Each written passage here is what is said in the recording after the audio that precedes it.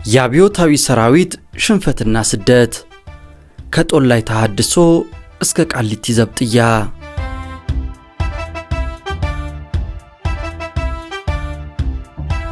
ሁሉም ነገር አከተመ።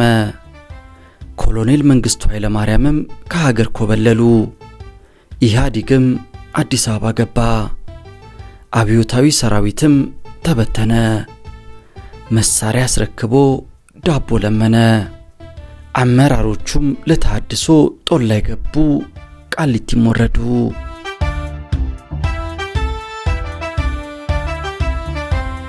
ውድ የኢትዮ ትዝታ ቤተሰቦች ለዛሬ የምናቀርብላችሁ የአብዮታዊ ሰራዊት መጨረሻ ሰዓታትና የአመራሮቹን የእስር ሕይወት ነው። ታሪኩን ያገኘነው ትውልድ ያናወጠ ጦርነት ከሚለው መጽሐፍ ላይ ነው። መጽሐፉን ለታሪክ እንዲሆንና ለትውልድ እንዲተላለፍ ያዘጋጁልን ሻለቃ ንጋቱ ቦጋለ ናቸው። ከመጽሐፍ ውስጥ የተመረጠውን ታሪክ እኛ እናቀርብላችኋለን። የተቀረውን ታሪክ ግን መጽሐፉን ገዝታችሁ እንድታነቡ እናበረታታለን። እስከ ፕሮግራማችን ፍጻሜ አብራችሁን ቆዩ።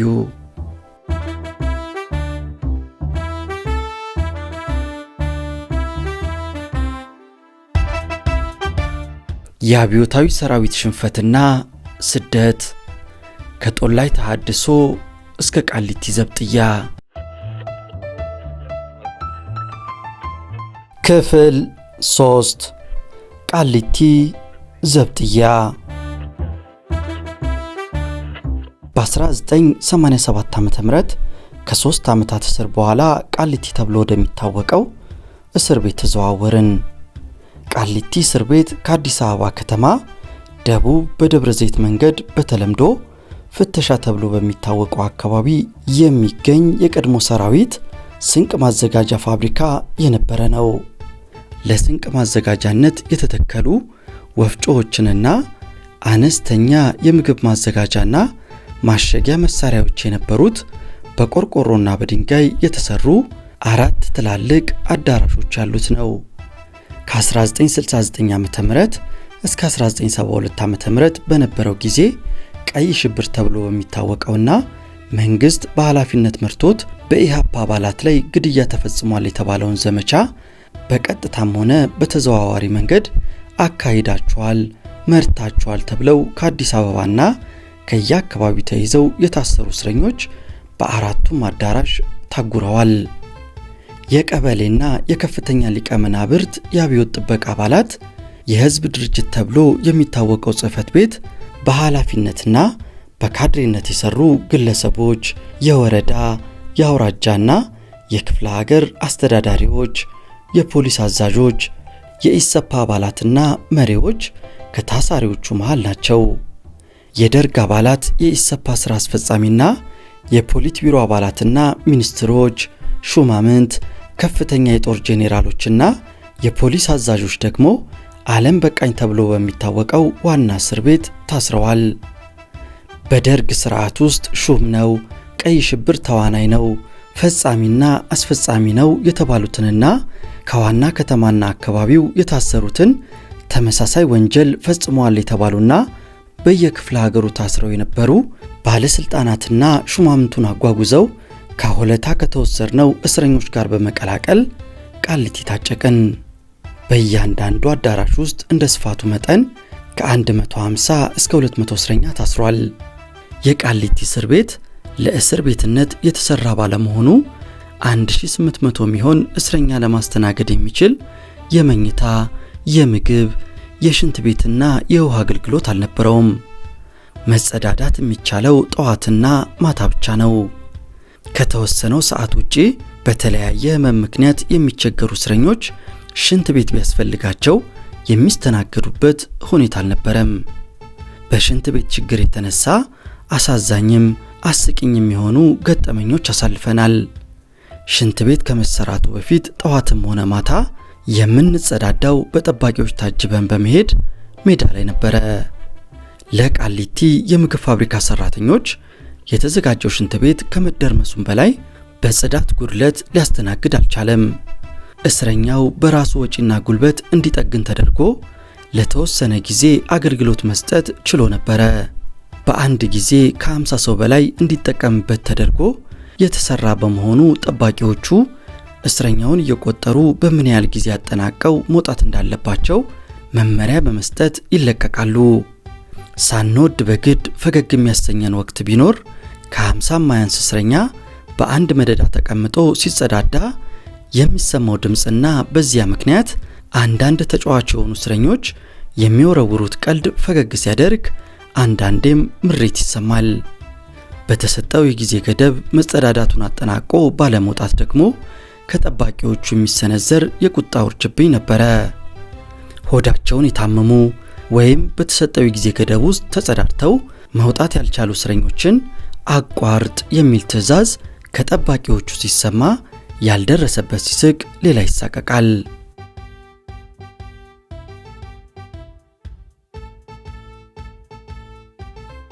ከ12 ሰዓት በኋላ እስረኛው ወደ የአዳራሹ እንዲከት በማድረግ ከውጭ ይቆለፋል። የታጎርንበት አዳራሽ መጸዳጃ ስለሌለው በድንገት የሚታመሙ ሰዎች የሚደርስባቸው ፈተና ቀላል አልነበረም። ጠባቂዎችን ለእርዳታ ለመጥራት መገናኛ ዘዴ ስላልነበረ በር በመደብደብና አንዳንዴም በመጮህ የተቸገሩና የታመሙ እስረኞችን እንዲረዷቸው ይደረጋል። በወቅቱ የነበሩት የእስር ቤቱ ጠባቂዎች በወህኒ ዘበኝነት ወይም በፖሊስ ስራ የሰለጠኑ ሳይሆን ረጅም ዓመታት በትግል በረሃ የቆዩና ስለ እስረኛው በተነገራቸው ነገር ምክንያት አንድ አይነት አቋም የወሰዱ ይመስል ነበር። የቋንቋና የግንኙነት ችግር ሁኔታውን ይበልጥ አወሳሰበው። ለረጅም ጊዜ አብሮ ከመቆየት የተነሳ እየተላመዱ በመምጣት አቀራረባቸውን እስከለወጡ ድረስ በማንኛውም ጊዜ አደጋ ላይ ደርሱ ይችላሉ በሚል እስረኛው በስጋት አሳለፈ።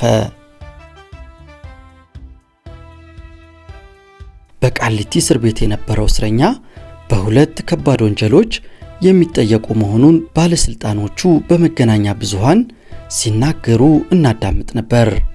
በዘር ማጥፋትና በጦር ወንጀል ተብሎ ተለይቷል።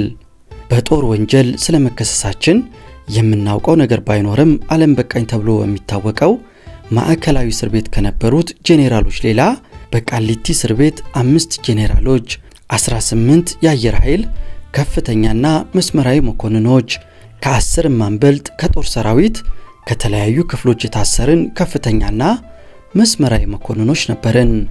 አንድ ጄኔራል መኮንንን ጨምሮ የታሰሩት 18 የአየር ኃይል መኮንኖች በኢትዮጵያ አየር ኃይል ውስጥ ረጅም አገልግሎት የነበራቸውና ረጅም ዓመታት የበረሩ፣ በአየር ኃይል አካዳሚ አስተማሪ የነበሩ፣ በሀገር ውስጥና በውጭ ሀገር ከፍተኛ ትምህርታቸውን ያጠናቀቁ፣ በእውቀትም በልምድም የበለጸጉ ነበሩ። ወራሪ የሶማሊያ መንግስት የኢትዮጵያን ድንበር ጥሶ በገባበት ወቅትና ከዚያም በፊት በነበሩ የድንበር ጦርነቶች ከፍተኛ ጀብዱ የፈጸሙ፣ የሀገራችንን ዳር ድንበርና የአየር ክልል ያስከበሩ፣ ከትውልድ ወደ ትውልድ እየተላለፈ የሚኖር ታሪክ የነበራቸው ባለውለታዎች ናቸው። የኢትዮጵያ አየር ኃይል ከሀገራችን ውጪ በአፍሪካ ጭምር ዝናው የገነነ እንዲሆን አድርገዋል። በጡረታ ተገልለው ወይም አየር ኃይሉን ለቀው በኢትዮጵያ አየር መንገድ ውስጥ በአስተማሪነት ከፍተኛ የመንገደኛ ጀት አውሮፕላኖች በማብረር ሥራ ተሰማርተው ነበር።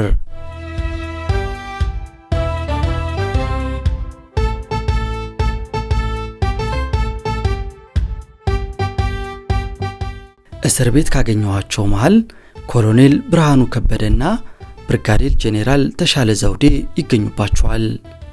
ኮሎኔል ብርሃኑ ከበደ አየር ኃይል ውስጥ ለ27 ዓመታት ያገለገሉና በወታደራዊ ሙያ ከሀገር ውጪ በአሜሪካን ሀገር አልባማ በሚገኘው ኤር ዩኒቨርሲቲ ኮማንድ ስታፍ እንዲሁም በሶቪየት ህብረት ታዋቂ በሆነ የበረራ ትምህርት ቤት ተጨማሪ የበረራ ትምህርት ተምረዋል። ከአዲስ አበባ ዩኒቨርሲቲ በሕዝብ አስተዳደር የመጀመሪያ ዲግሪያቸውን ሲያገኙ ሆላንድ ሀገር ተልከው በንግድ አስተዳደር ማስተርስ ዲግሪያቸውን ተቀብለዋል። ከበረራ አስተማሪነት እስከ ከፍተኛው የአየር ምድብ አዛዥነት በነበሩበት የእዝ እርከኖች ሁሉ ያገለገሉና በመጨረሻም ለከፍተኛ ኃላፊነት ቢታጩም በሀገራችን ይካሄድ በነበረው ጦርነት አመራር ደስተኛ ባለመሆናቸው አየር ኃይልን ለቀው አየር መንገድ በመግባት በአብራሪነት ተቀጥረው ለመስራት ተገደዋል። ብርጋዴር ጄኔራል ተሻለ ዘውዴም በአየር ኃይል ውስጥ ለ28 ዓመታት ያገለገሉ ሲሆን እንደ ሙያ ባልደረባቸው ሁሉ በአየር ኃይል ውስጥ ከበረራ አስተማሪነት እስከ ከፍተኛው የእዝ ጠገግ የደረሱ ናቸው። ከሀገር ውጪ በአሜሪካ ስኳድሮን ኦፊሰር ስኩል የስኳድሮን አዛዥነት ትምህርት እንዲሁም በሶቪየት ኅብረት ተጨማሪ የበረራ ትምህርት ተምረዋል። በ1981 ዓ.ም በከሸፈው መፈንቅለ መንግስት ተሳትፈዋል በሚል ያለ ፍርድ ለ2 ዓመታት ታስረው ሲሰቃዩ ቆይተው የመንግስት ለውጥ ሲደረግ በህይወት ኖረው በመፈታታቸው ቢደሰቱም ብዙም ሳይቆዩ ለሌላ እስር ተዳርገው ነበር። በመጨረሻ ላይ ቃሊቲ ከነበሩት 18 የአየር ኃይል መኮንኖች ውስጥ 4ቱ ብቻ ሲቀሩ ሌሎቹ የሚያስከስሳቸው አንዳችም ነገር ስላልተገኘ ከዓመታት እስር በኋላ ተለቀቁ። ቀሪዎቹ 4 መኮንኖች ግን ፍርድ ቤት ቀርበው ከተፈረደባቸው በኋላ እስራቸውን ጨርሰው ተፈተዋል።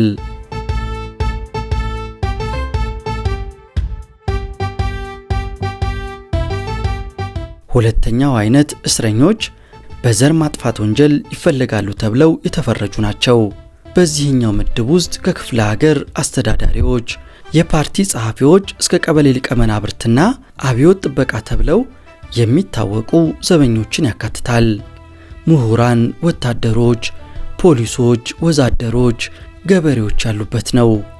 በደርግ አገዛዝ ዘመን የኢትዮጵያ ሕዝባዊ አብዮታዊ ፓርቲ ኢህአፓ ተብሎ የሚታወቀውን የፖለቲካ ድርጅት አባላት ገድላቸዋል፣ አስራቸዋል፣ አሰቃይታቸዋል ወይም እንዲሰደዱ አድርጋቸዋል በሚል ወንጀል ተጠይቀዋል የተባሉ ናቸው። ከዚህ ሌላ የተወሰኑ እስረኞች የትግራይ ነጻ አውጪ ድርጅት አባላትን በተመሳሳይ ሁኔታ ገድላቸዋል ወይም አስራችሁ አሰቃይታቸዋል በሚል የታሰሩም ነበሩ። ከአዲስ አበባና አካባቢው እንዲሁም በአብዛኛው ከጉራጌ ዞንና ከየክፍለ ሀገሩ ጭምር በወንጀሉ ተጠያቂ ናቸው የተባሉ ተለቅመው ታስረዋል። ኢህአዲግ መላው ሀገሪቱን ከተቆጣጠረና ካረጋጋ በኋላ በቀድሞ የኢህአፓ አባላት መሪነት ህብረተሰብ ውስጥ ቅስቀሳ ተደርጎ የቀይ ሽብር ተዋናዮች በተባሉት ላይ የእርስ በርስ ማጋለጥ ከተካሄደ በኋላ በመጨረሻ አጋላጭና ተጋላጭ ጭምር ተራ በተራ ወህኒ የወረዱበት ሁኔታ ተከስቷል። ከሆለታ ጦር ትምህርት ቤት ወደ ቃሊቲ እስር ቤት ለተጓጓዝነው እስረኞች ለውጡ አስደንጋጭ ነበር። ለ2 ዓመታት ያህል በስር የቆየንበት ሆለታ ገነት ጦር ትምህርት ቤት የመኮንኖችና የካዴቶች መኖሪያ ስለነበረ አንጻራዊ በሆነ ሁኔታ የተሻለ ነው።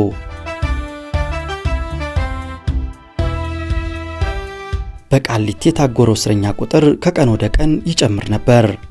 ቁጥሩ በጨመረ መጠን የኑሯችን ሁኔታ ይበልጥ እየከፋና እየተጨናነቀ ሄደ። በአንድ ወቅት የነበሩት 4 ትላልቅ አዳራሾች ከመኝታ ውጪ እግር መቆሚያ እስከሚታጣ ሞሉ። በግቢው ውስጥ ባለው አነስተኛ እግር ማፍታቻ ቦታ እስረኛው በሙሉ የሚንሸራሸርበት በመሆኑ ገበያ የዋለበት ስፍራ ይመስላል። የጊዜ ማሳለፊያ ባለመኖሩ ብዙ ሰው ከወዲያ ወዲህ በመንቀሳቀስ ይቆዝማል። በጣም ጥቂት የሆኑ እስረኞች በእስር ቤቱ ግቢ ውስጥ መሃል ለመሃል በበቀለ የግራር ዛፍ ጥላ ስር ሆነው መጽሐፍ ያነባሉ። አብዛኛው እስረኛ ግን ጊዜውን የሚያሳልፈው በካርታ ጨዋታ ነው። ከ5 እስከ 6 የሚደርሱ የካርታ መደቦች የነበሩ ሲሆን የገቢ ማስገኛ ዘዴ ጭምር በመሆኑ ካርታ ገዝተው የሚያጫውቱ እስረኞች በቀን ከ5 እስከ 10 ብር ያገኙበታል። በአንድ ጨዋታ 10 ሳንቲም ያስከፍላሉ። ካርታ ተጫዋቾቹ በአብዛኛው የሚጫወቱት በብድር ወይም በዱቤ ነው። ጠያቂ ሲመጣላቸው ገንዘቡን ለመክፈል ቃል ይገባሉ።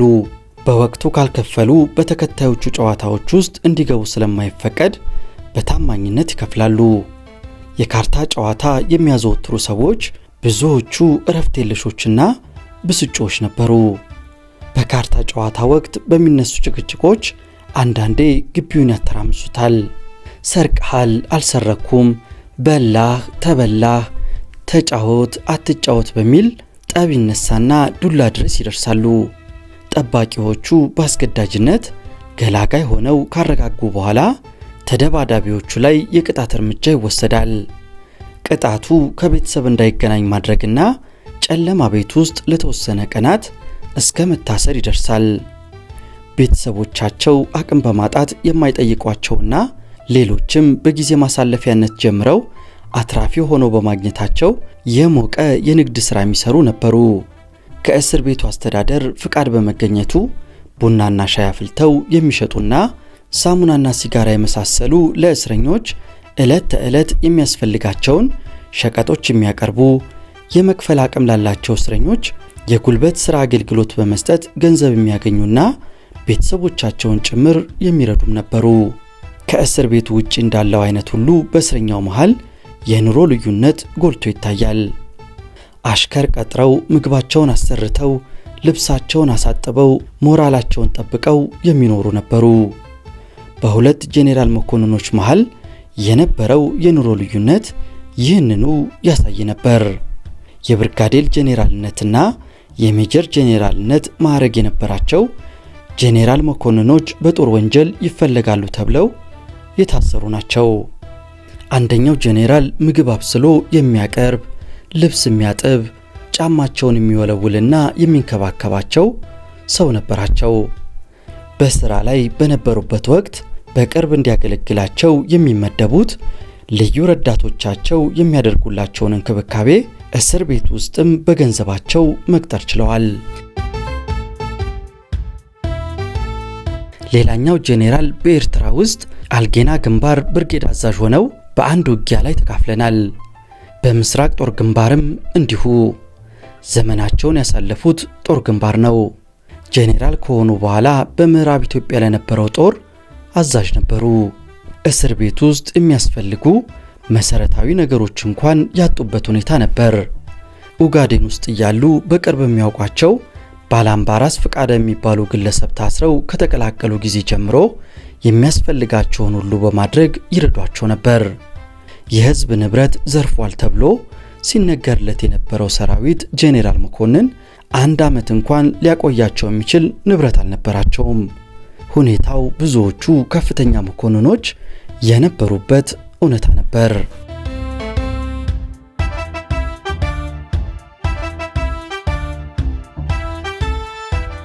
የቃሊቲ እስር ቤት የታሳሪ ቁጥር በየወቅቱ እየጨመረ እጅግ አሳሳቢ የሆነ በመሄዱ ኮሚቴ በማቋቋም እስረኛው መብቱን የሚጠይቅበት ሁኔታ አመቻቸ። ተፋፍገን የምንኖር በመሆኑ ለተላላፊ በሽታዎች በመጋለጣችን ሽንት ቤቶች በተሻለ ሁኔታ እንዲሰሩ፣ እስረኛው አእምሮን የሚያዝናናበትና ራሱንም የሚለውጥበት ሁኔታ እንዲፈጠር፣ በቂ ሕክምናና የምግብ አገልግሎት እንዲኖር፣ ከሁሉም በላይ ወንጀለኞች ናችሁ ከተባለን በአስቸኳይ ክስ ተመስርቶ ፍርድ ቤት እንድንቀርብና ፍትህ እንድናገኝ የሚሉ ጥያቄዎችን በማንሳት ከእስር ቤቱ አስተዳደር ጋር በቅርብ መስራት ጀመረ። አስተዳደሩ በፋይናንስ ችግር ሰበብ አድርጎ አንዳንድ እርምጃዎችን ከመውሰድ እንዳይቦዝን እስረኛው ከኪሱ ሊያወጣና በተለይም ከእስረኛው መካከል ቀና አመለካከት የነበራቸው ሀብታም ግለሰቦች አስፈላጊውን ሁሉ ለማድረግ ዝግጁ መሆናቸውን አረጋገጡ። ከነዚህ መሃል አቶ መሐመድ አህመድ የተባለ በቀይ ሽብር ተዋናይነት ተጠርጥሮ የታሰረ ግለሰብ ይገኝበታል። አቶ መሐመድ ሌሎች ሁለት ወንድሞቹም አብረው ታስረው ነበረ። የሁለቱም ታላቅ የሆነውና ከ30 ዓመት በላይ መርካቶ የሚገኘው የየመን ኮሚኒቲ ትምህርት ቤት መምህር የነበረው አቶ አብዱላሂ አህመድ በብስጭት ምክንያት በደረሰበት ህመም እስር ላይ እያለ ሞቷል። ቀሪዎቹ ሁለት ወንድማማቾች ከ7 ዓመታት በላይ ታስረው በመጨረሻ አቃቤ ሕግ ክስ መስርቶባቸው በፍርድ ቤት ሲከራከሩ ቆይተው ጥፋተኛ የሚያደርጋቸው አንዳችም ማስረጃ ባለመገኘቱ በነጻ ተለቀዋል። አቶ መሐመድ በንግድ ሥራ የተሰማራ ባለሀብት ሲሆን ወደ ወህኒ ሲገባ እውነት ያወጣኛል እንዳለውም በመጨረሻ እውነት ነፃ ያወጣው ሩህሩህና የተቸገሩትን ሁሉ ለመርዳት ወደ ኋላ የማይል ሰው ነው። ልጆቿን ያላሳዳጊ ሜዳ ላይ በትና ወደ እስር ቤት የተወረወረችው አንዲት ሴት ታማ በመሰቃየት ላይ ስለነበረች ታሪኳን የሰማው አቶ መሐመድ እስረኛዋ ሴት በህመም እስከ ሞተችበት ቀን ድረስና ከዚያም በኋላ ለልጆቿ ማሳደጊያ በወር 100 ብር መድቦላቸው ለረጅም ጊዜ ሲረዳቸው ቆይቷል። ሌሎች ጠያቂ ያልነበራቸውን እስረኞች ሁሉ ደርቷል። በእስር ቤት ውስጥ የሽንት ቤት አገልግሎት እንዲኖር ብዙ ወጪ በማውጣት አሰርቷል። እስረኛው ካዋጣው ገንዘብ ሌላ ለመጽሐፍት ቤትና ለመማሪያ ክፍሎች ማሰሪያ የሚሆን በቂ ገንዘብ ለግሷል። ለእስረኛው መዝናኛ እንዲሆን ለ4 አዳራሾች ቴሌቪዥን በመግዛት አበርክቷል። እስረኛው የሚጠቀምባቸውን ሽንት ቤቶች በየቀኑ የሚያጸዱና ቁጥጥር የሚያደርጉ እስረኞች በየወሩ ከ30 እስከ 50 ብር ደሞዝ ይከፍል ነበር። ታስረው የነበሩ እስላሞች የረመዳን ጾም በሚጾምበት ወቅት የእስር ቤቱን አስተዳደር አስፈቅዶ ለ1 ወር ያህል በየቀኑ ምግብ ከሆቴል እንዲመጣላቸው አድርጓል። በነፃ ከሚለቀቁ እስረኞች መሃል ቤተሰባቸው የተበተነባቸውና መግቢያ የሚያጡ ቁጥር ቀላል አልነበረም። ለእነዚህ አይነት እስረኞች ሥራ መፈለጊያ የሚሆን ገንዘብ ቸረዋል። ከእስር ከተለቀቁ በኋላ በቀላሉ ሥራ ማግኘት ያልቻሉ 5 እስረኞች ከመካከላቸው 3ቱ የጦር ሰራዊት መኮንኖች የነበሩ የራሳቸውን ሥራ ለመስራት አቅደው ለአቶ መሐመድ ፕሮጀክታቸውን ባቀረቡበት ወቅት ሳያመነታ ለእስር ቤት ጓዶቹ 12000 ብር ገንዘብ በነፃ ሰጥቷቸዋል።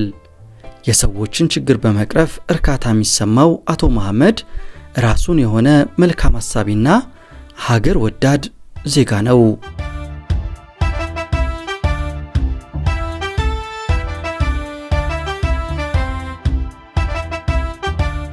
በቃሊቲ እስር ቤት ምን ያህል ዓመታት እንደምናሳልፍ ማናችንም ስለማናውቅ የእስር ዘመንን በመጨነቅ ከመጠበቅ ራስን በተለያዩ ነገሮች ማጥመድና መራራውን ሁኔታ ማረሳሳት ተገቢ ነበር። ለዚህ ይረዳ ዘንድ የተለያዩ የሙያ ትምህርቶች ተከፈቱ። መደበኛ ትምህርት ቤት እስከ 8ኛ ክፍል ተጀመረ። ማትሪክ ለመፈተን ለሚፈልጉ በዝግጅት እንዲረዷቸው መምህራን ተሰየሙ። የቡናና የሻይ እንዲሁም አነስተኛ የቁርስ አገልግሎት የሚሰጥ ክበብ ተደራጀ። የጠረጴዛ ቴኒስ ተገዝቶ በአነስተኛ ክፍያ እስረኛው እንዲጠቀምበት ሆነ። እስረኛው ጊዜውን በንባብ እንዲያሳልፍ አንድ አነስተኛ መጽሐፍት ቤት ተከፈተ።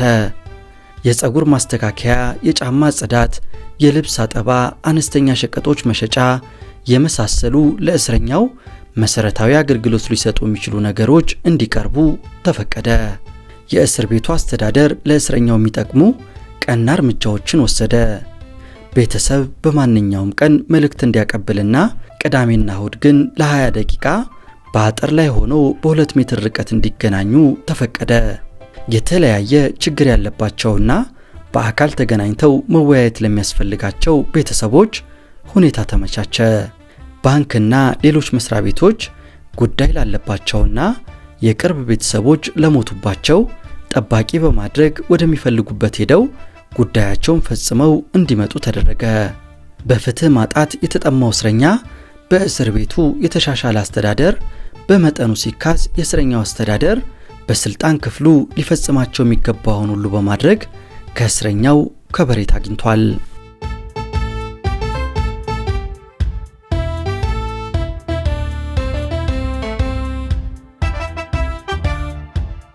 ትምህርት የእስረኛውን ጭንቀት ያረሳሳ ትልቅ መሳሪያ ነበር።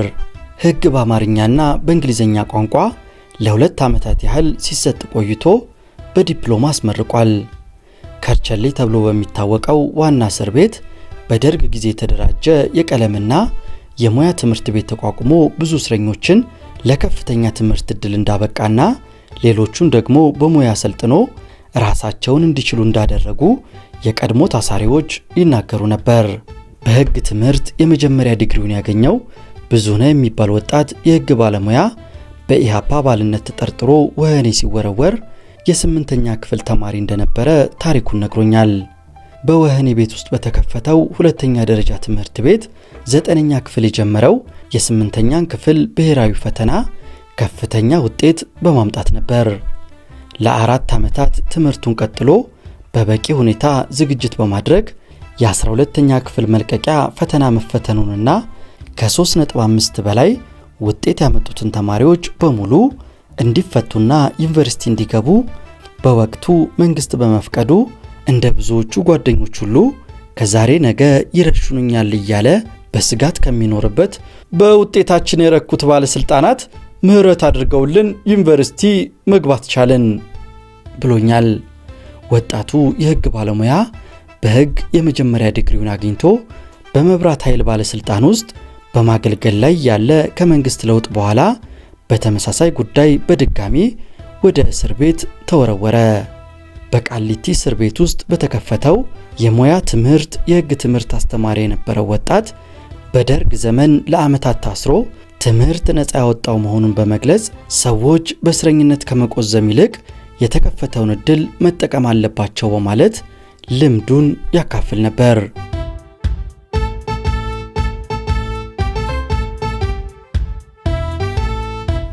በእስር ቤት ውስጥ ስራቸውን አክብረውና ትኩረት ሰጥተው ያስተምሩ የነበሩ መምህራን የእስረኛው ባለውለታ ነበሩ።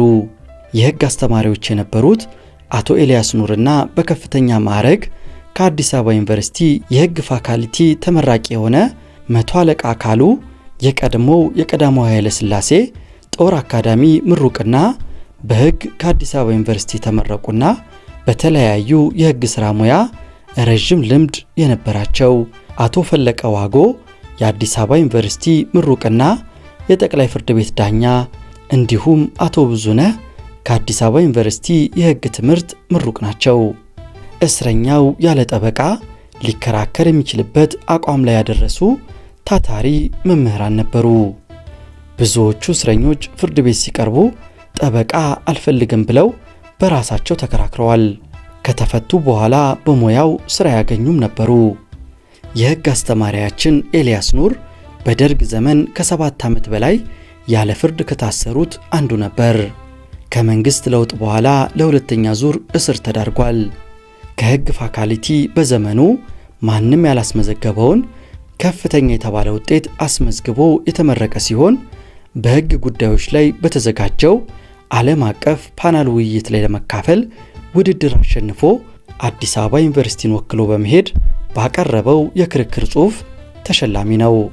የአብዛኛውን እስረኛ አክብሮት ያገኘው ኤልያስ እስረኛው የሚከሰስበት ወንጀል የዘር ማጥፋትና የጦር ወንጀል ነው ተብሎ በሬዲዮና በጋዜጣ ታውጆ ስለነበር የወንጀሎቹን ምንነትና እስረኛው አደረገ ከሚባለው ሁኔታ ጋር በማዛመድ ታሳሪው ራሱን መከላከል እንዲችል አድርጎ አስተምሯል። በወቅቱ ዕድሜው በ40ዎቹ መጀመሪያ አካባቢ የነበረው ኤልያስ በቀሪው የዕድሜ ዘመኑ ለወገን፣ ለሀገር፣ ለራሱም ጭምር ብዙ መልካም ሥራ ለመስራት የሚችል ዜጋ ነው። በእስር ያሳለፋቸው ዘመናት ለኤልያስ የቁም ነገር ዘመናት እንጂ የሚቆጭባቸው አልነበሩም። በእስር ቤት ውስጥ ዝና ያተረፈው የኤልያስ ማኒፌስቶ የተባለለትና በተከሰሰበት ወንጀል ለፍርድ ቤት ጉዳይ መልስ ለመስጠት ያቀረበው ጽሑፍ በአንድ ወቅት ለእስረኛው ከፍተኛ የመወያያ ርዕስ ነበር።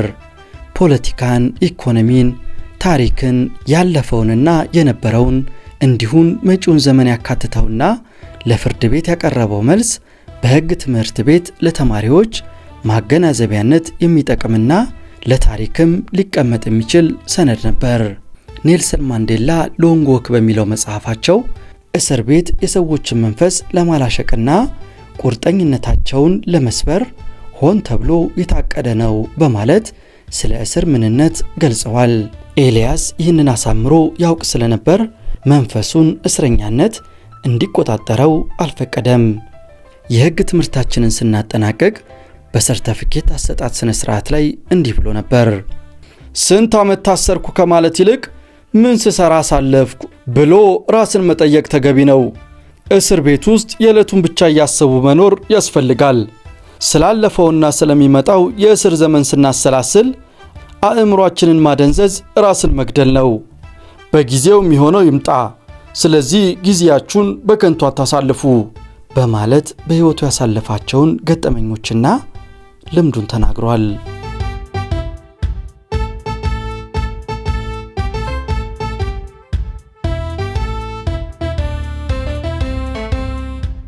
ከሰተ ብርሃን አምደ ጽዮን የተባለው እስረኛ ደግሞ ታዋቂ የፈረንሳይኛ ቋንቋ መምህር ነው።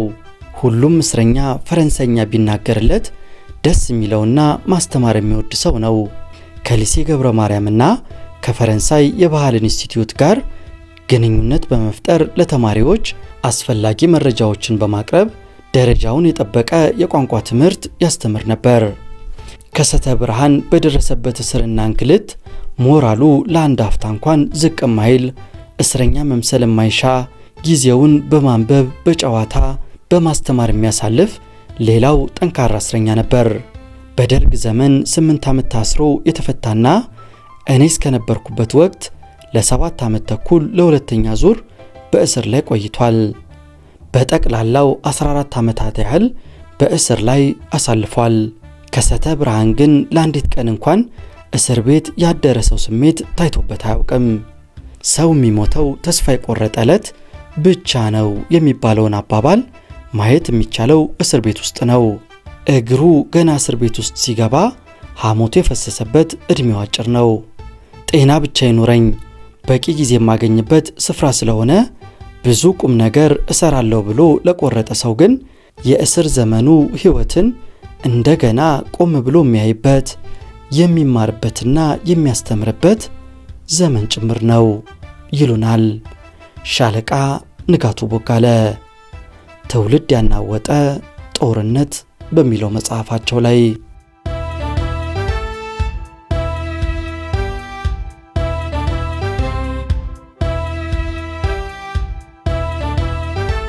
ውድ የኢትዮ ትዝታ ቤተሰቦች የዛሬውን ዝግጅታችንን አበቃን። ቻናላችንን ከወደዳችሁት ላይክ፣ ሼር፣ ኮሜንት በማድረግ እገዛ አድርጉልን። ለዛሬ አበቃን። ይህም የኢትዮጵያ ታሪክ ነው።